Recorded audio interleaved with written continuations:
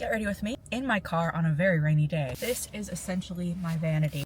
It is unreal. I'm using it as a cup holder also. And I love keeping this in my car to hang out and get ready. I've come to the realization that spending time on a certain different platform is not worth it. There's truly no reason to be there. I'll forever be grateful for the time that it was worth it to be there. Does anyone else wish so badly that you would have started making content the first time it crossed your brain that you should make content?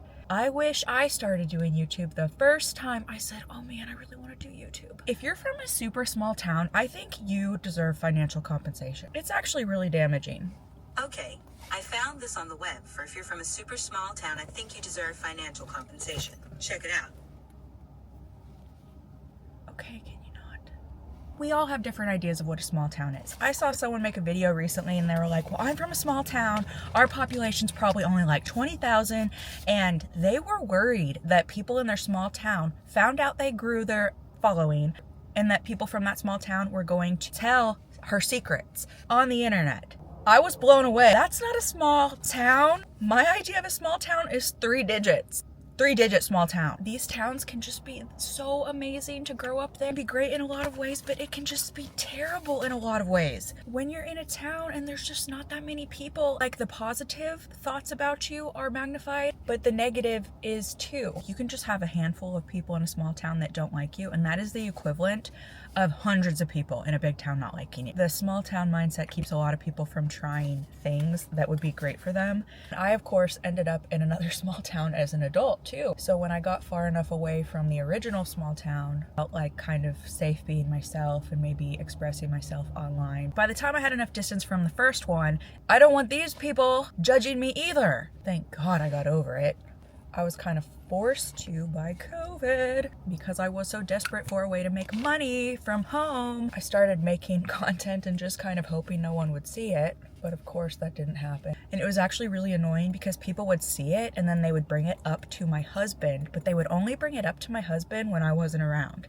It's like they wanted to try to get him mad at me or get him judging me for making content. Super icky, super weird. Like, you guys know that I'm married to him, right? The first video I ever made and posted to the internet, I showed him as soon as I made it. I was like, look, I'm learning how to do this. I figured it out. Isn't this cute? First video ever, I think, was about the swing set. He had welded this homemade swing set when our son was just a baby, and it was so sweet and so cute. Basically, small town, living in them can make you way too worried about what people think. And it's sad because it does not serve you to just stay in your tiny town, small-minded comfort zone just for your whole life, so you never have to deal with them like talking about you.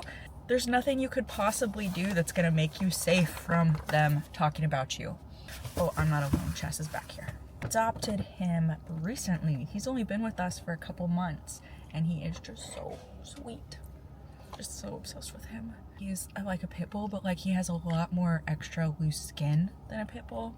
Oh, maybe you can help me with this mystery. He has a bald spot on his head right here. Can you see it? I'm just obsessed with him. You're a good boy. I would like to build an online community for people from super tiny towns so they can feel safe and supported when they venture and do something new and interesting. Some more.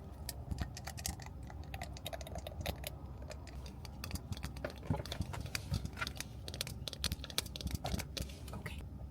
I will say something that has helped the small town thing tremendously for me is being a snowbird, because you're not stuck with the people in that small town year round.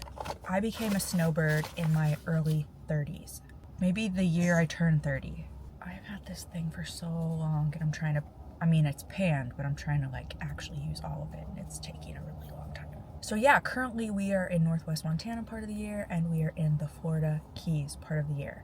That's not how being a snowbird started, but it's how we wanted it to end up. We started the whole thing, we definitely wanted to be down here, but we could not afford what we wanted down here. So we had to work our way up, and I'm truly so proud of us. The time between us deciding this is something that we wanted to do and us closing on a house exactly where we wanted to be, that checked all the boxes that we wanted it to check, it happened in a record fast time. I still can't even believe it's real. I'm so happy about it and so proud. When we started being a snowbird, it was more like being up there was more of our main place.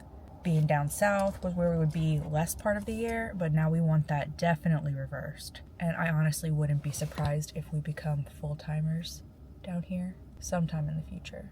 Because having a young child and moving twice a year, that's kind of hard.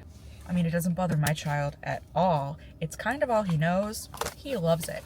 I mean, jumping schools, that's not easy, but he does it like it's the easiest thing in the world. I'm not sure how much the teachers appreciate it, but I'm just sure YouTube's gonna be a learning curve, and the only way I'm gonna learn it is if I just do it. I gotta make videos, edit them, and post them, and just get in that habit until I figure out what the heck is going on. Because the truth is, you gotta get kind of comfortable being bad at something for a while in order to hit your stride and be good at it. Or find what works. I know what niches have worked for me on other platforms. That doesn't mean that niche is going to be my niche here, because long form video is just way more different. It's way more like quality time. Short form is a totally different monster. You're not asking for much. You're asking for people to spend 10 or 20 seconds with you. It's a lot harder to get people to spend 10 minutes of their precious time watching you. But it's important. Through every step of my life, there has been someone somewhere in the world that makes content that is going through a similar type of thing that I'm going through, and they have helped me tremendously, even though they don't know it. Because going through life is hard, and it's hard to feel alone. It's like really small communities. People are pretty tight-lipped about what they're going through. It's not that easy to find someone who's sharing similar thoughts to you or having similar struggles to you. It's more just like small talk, like acquaintances, like, hey, how's it going? Everything's cool. It's not like, what part of your childhood trauma are you unpacking currently? What was the last time you were really triggered and you had a hard time not behaving in a way that you don't want to behave? Or whatever, like say you're in a very stressful financial time. That's not something people in small towns talk about with each other. They hide things that are hard, things that they're struggling with. They're not trying to be out in the open with anything that's tough because they know how you could be crucified for it in a small town.